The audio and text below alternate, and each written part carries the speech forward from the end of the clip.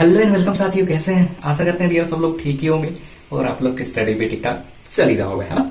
तो चलिए फटाफट शुरू करते हैं बिना लेट करते हुए। आज हम लोग पढ़ने वाले हैं प्रश्न वाले 3.2 में प्रश्न संख्या 1 का भाग नंबर 2। चलिए प्रश्न देख लेते हैं क्या है। शानदार तरीके से आप स्क्रीन पे देख पा रहे होंगे। तो डियर प्रश्न कहता है कि निम्न समस्याओं के रैखिक समीकरण क्यों बनाए और उनकी ग्राफीय विधि से हल कीजिए। यानी कि भाग नंबर 2 क्या होता है, ध्यान से समझेंगे। कि 5 पेंसिल तथा 7 कलमों का मूल्य 50 रुपया है, ठीक है सर। जबकि 7 पेंसिल तथा 5 कलमों का मूल्य 46 रुपया है, ओके सर। एक पेंसिल का मूल्य तथा एक कलम का मूल्य ज्ञात कीजिए। कहने का मतलब यह है कि हमें ना पेंसिल का मूल्य पता है ना ही कलम का मूल्य पता है। बस इतना पता है कि हम 5 पेंसिल और 7 कलम खरीदेंगे तो 50 रुपया खर्च होगा, और 7 पेंसिल और 5 कलम खरीदेंगे तो 46 रुपया खर्च होगा, राइट। चलिए फटाफट से हम लोग मान लेते हैं। क्या मानेंगे सर? कि जो हमें नहीं पता होता है वो हम मान लेते हैं। लिखते हैं यहाँ पे हल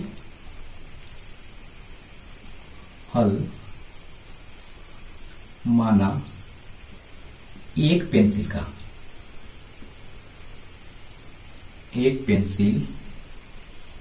का मूल्य 100 रुपया है, ठीक है सर।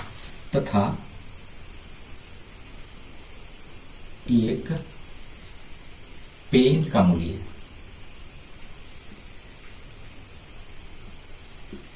बराबर y रुपया, है ना। यानी कि हमें एक पेंसिल का और एक पेन का हमें ज्ञात करके बताना है, जो कि हमें नहीं पता था। पेन या पेंसिल नहीं बोला है ना, नोटबुक तो नहीं बोला है। तो यहाँ पे हमें नहीं, पेन या तो कलम, राइट। हम यहाँ पे कलम लिख देंगे तो बेटर होगा, कलम। यही हमारा प्रश्न कह रहा है ना। तो चलिए अब हम लोग इसको सॉल्व करते हैं। बोला क्या है आगे प्रश्न अनुसार।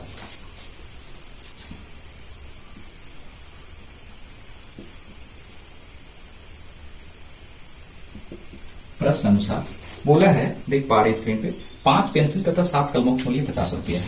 यानी कि वो 5 पेंसिल खरीदता है, यानी कि 5x प्लस में 7 पेन यानी कि 7y खरीदता है। उसको खर्च कितना हो जाता है? 50 रुपया, राइट। 5 पेंसिल प्लस में 7 पेन यानी कि 7 कलम खरीदने पर उसे 50 रुपया खर्च होता है। तो हम इसे क्या हम एक समीकरण नहीं मान सकते? आप बोलेंगे सर बिल्कुल, समीकरण एक हो जाएगा। आगे हम लोग पढ़ेंगे पूरा 7 पेंसिल तथा 5 कलम यानी कि 7 पेंसिल यानी कि 7x प्लस में 5 कलम यानी कि 5y। इसको खरीदने में टोटल खर्च कितना होता है? 46 रुपया होता है, राइट। आशा करते हैं यहाँ तक अच्छे से समझ गए होंगे।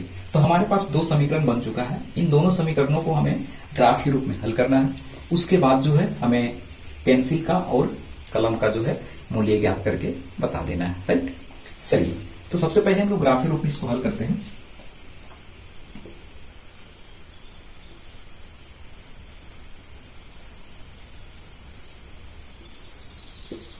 ग्राफीय रूप में चलिए सर, तो ग्राफीय रूप में हम लोग क्या करेंगे? पहले समीकरण 1 से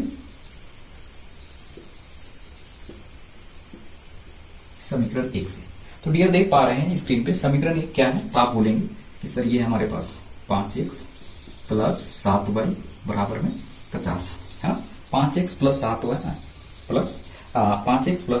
बराबर 50, ये हमारा समीकरण 1 है। अब डियर हम लोग क्या करेंगे? ग्राफीय रूप में हल करने के लिए हमने आपको कई बार बता रखा है कि या तो आप 7x को बाहर निकालेंगे या तो 5x को बाहर निकालेंगे। सर ऐसा क्यों करते हैं? हमें x y को डिफाइन करना होता है। तो हम चलिए इसको निकालते हैं 5x को। ध्यान से देखेंगे समझ में आ जाएगा। 5x को यहाँ पे निकालेंगे, 5x बराबर में, अभी बराबर से उधर ही साइड है तो माइनस प्लस में कोई चेंज नहीं होगा। ये बराबर से इसको इधर लेके जा रहे हैं तो प्लस में है तो क्या होगा? माइनस 7y हो जाएगा, ठीक है सर। जब ये x को बाहर करेंगे तो ये तो सेम रहेगा, 50 माइनस 7y। जब इसके साथ में कोई संख्या था जो 5 था वो उठ करके कहाँ आ जाएगा? इसके नीचे आ जाएगा, है ना। इस तरीके से हम लोग सॉल्व कर लेते हैं। अब इतना करने के बाद क्या करना है डियर? कुछ नहीं करना है, आपको एक बॉक्स बना लेना है, जो हमने आपको पहले से ही बताते आ रहे हैं। ये हमारे पास बॉक्स बन चुका है, इस तरीके से 2 बॉक्स। आप चाहे तो 3 बना सकते हैं, कोई दिक्कत नहीं है, ये आप पे डिपेंड करता है, राइट। चलिए एक हम रख लेते हैं यहाँ पे x, एक y, यानी कि हम x y का मान हम लोग यहाँ से ज्ञात करेंगे। चलिए देखिए, अगर यहाँ पे y का मान जो भी संख्या रखेंगे, हम कुछ भी रख सकते हैं। यहाँ पे जो है हमारा कोई पाबंदी नहीं है, y का मान 0, 1, 2, 3, 4 जो भी कुछ भी रखेंगे वो इसके साथ मल्टीपल होगा, गुना होकर इससे घटेगा, घट के इसके साथ घटेगा, कटने के बाद जो बचेगा वो x का मान निकलेगा। समझ पाए? देखिए मैं आपको बताता हूँ। जैसे फॉर एग्जाम्पल जो है हमने x का मान कुछ रखा, जैसे यहाँ पे x का मान y का मान कुछ रखते हैं। y का मान अगर हम 0 रखेंगे, देखिए यहाँ पे 50 माइनस 7 है, गुने में y का मान 0 रखेंगे, बटे में 5 तो रहेगा ही रहेगा, 7 तो रहेगा ही रहेगा।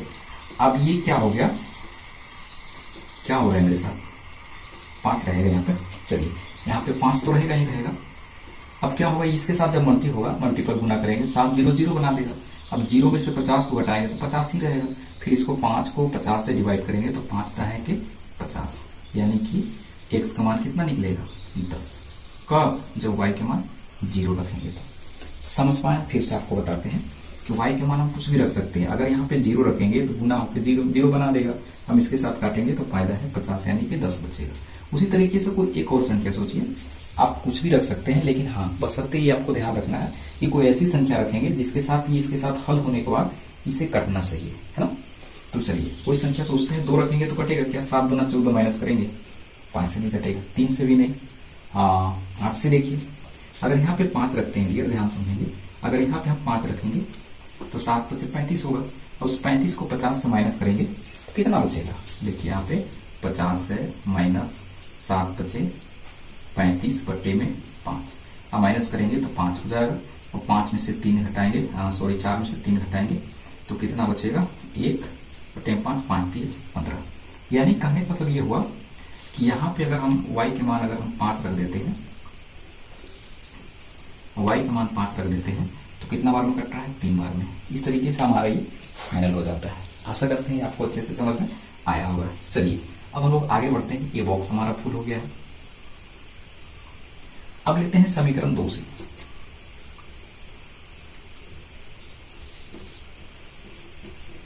समीकरण 2 से क्लियर देख पा रहे हैं, समीकरण 2 हमारा क्या है, तो आप बोलेंगे कि सर समीकरण 2 हमारे पास 7x प्लस में 5y बराबर में 46 है। तो जिस तरीके से इसको सॉल्व किए थे वैसे इसको भी सॉल्व कर लेंगे। 7x से यहाँ पे 7x रखेंगे बराबर में 46 माइनस 5y। अब यहाँ पे जब x को बाहर निकालेंगे 46 माइनस 5y बटे में क्या हो जाएगा, 7। अब यहाँ पे बॉक्स बना लीजिए उसी तरीके से जैसे यहाँ पे बना दिए थे, x का y का। अब फटाफट से सोचिए कि y के मान क्या रखेंगे जो कि इसके साथ घटने के बाद 7 से कटना चाहिए, है ना। तो डियर अगर यहाँ पे 0 रख के देखते हैं, अपने से माइंड में कैलकुलेट कीजिए, 0 रखेंगे तो 0 तो बनेगा ही बनेगा, लेकिन क्या फिर 46 7 से कटेगा, आप बोलेंगे सर बिल्कुल नहीं कटेगा।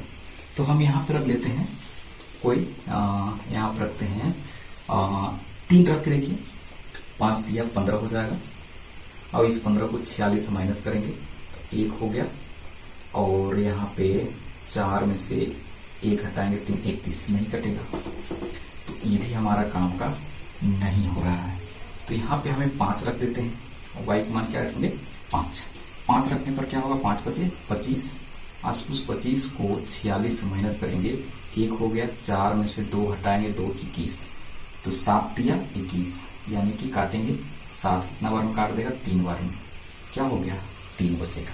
समझ पा रहे हैं। चलिए अगला संख्या कोई और सोचिए, और भी कोई, और इधर देखिए क्या हमारे पास 6 से नहीं, 7 से बिल्कुल नहीं, 8 से तो सोचना भी नहीं है, 9 से जाना ही नहीं है, 10 से जाएंगे तो फिर मार ही डालेगा, 11 से तो हम सोच भी नहीं सकते, 12 से हो सकता है, क्यों, क्योंकि 12 बच्चे 60 हो जाएगा। इस 60 को 46 माइनस करेंगे कितना होगा, 10 में से 6 4 हो गया, फिर यहाँ 5 में से 4 1 14, यानी कि यहाँ पे हम 12 रखेंगे, ध्यान समझेंगे, 12 बच्चे 60 माइनस 14, यानी कि ये माइनस बचता है, 7 दूना 14 क्या होगा, -2। तो इस तरीके से जो हमने पूरी डाटा को भर लिया है। अब अगला एक नेक्स्ट स्टेप क्या होता है, ग्राफ में डालना, है ना।